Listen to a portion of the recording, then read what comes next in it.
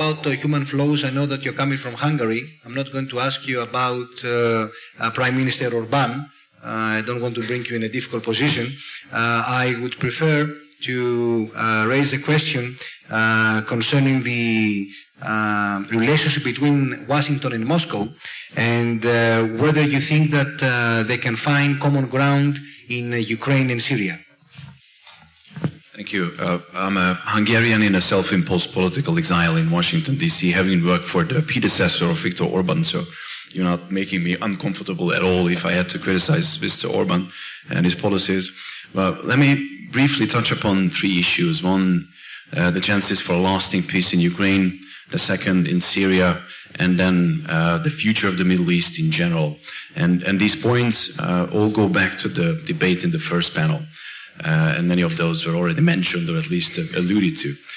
When it comes to the chances for a lasting solution in Ukraine, I am moderately optimistic when it comes to the short term.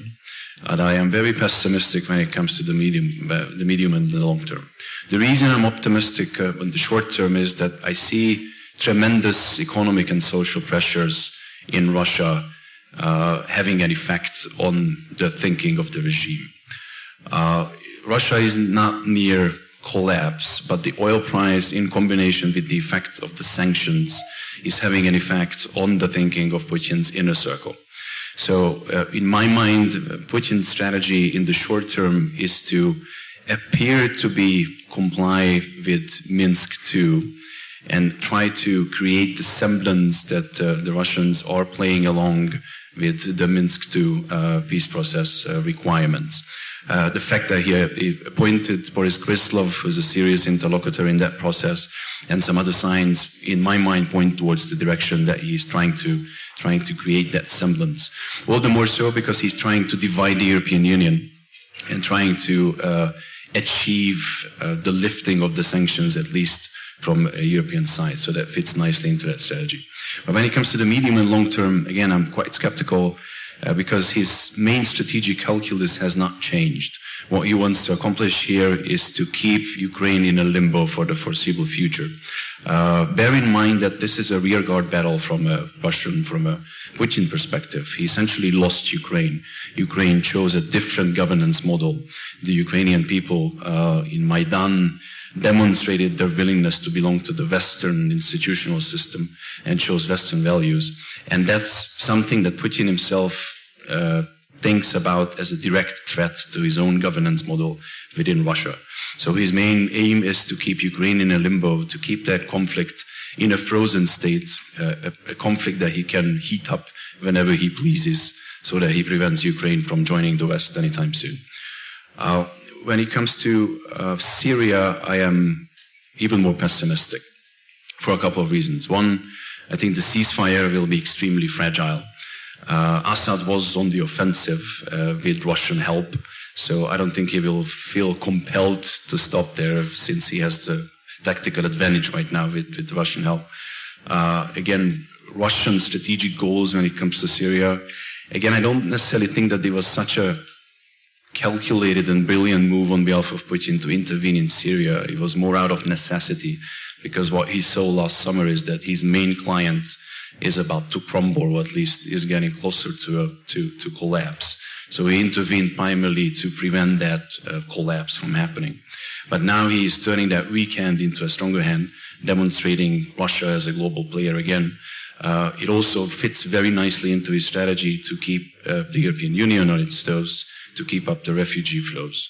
So I don't think Russia will go for a lasting solution in Syria. And again, Russia, we will see Putin playing with that ceasefire, playing with that stability in Syria for the foreseeable future. And on the broader question of the future of the Middle East, and Ian Lesser made some great points on this very issue, and I cannot but fully agree with him. In my mind, the whole U.S. approach and Obama's thinking about the Middle East, I think, is fundamentally right in terms of the analysis, because his departure point is that when it comes to the effect of outside intervention or the ability of outside players to influence what's going on in the Middle East in the medium and long term is extremely limited. My analogy, which I started using in the last couple of months, and I think it's highly relevant in this context, I don't know how many of you are avid sci-fi readers, but I grew up on Isaac Asimov Foundation series, where the situation is that you have the Galactic Empire. That's the old order that is about to crumble, and there are scientists who see that crumbling about to happen. And they calculate that there will be a big chaos in between the crumbling of the old order and the re-emergence of something new.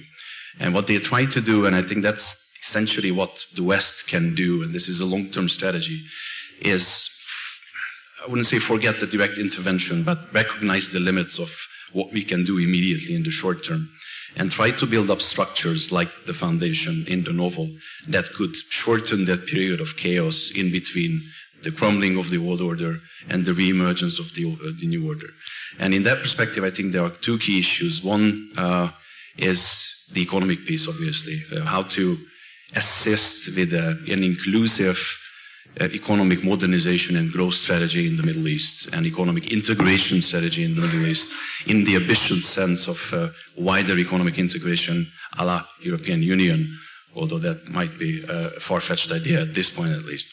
And the second key piece is, I think, which is not very often talked about, but which is absolutely critical when it comes to the social progress and social development in the Middle East, is a sexual revolution in the Middle East and the role of women in general, and how you put in place structures and Western assistance in changing the perceptions and changing the norms and the rules when it comes to the Middle East from that perspective. Thank you. Great.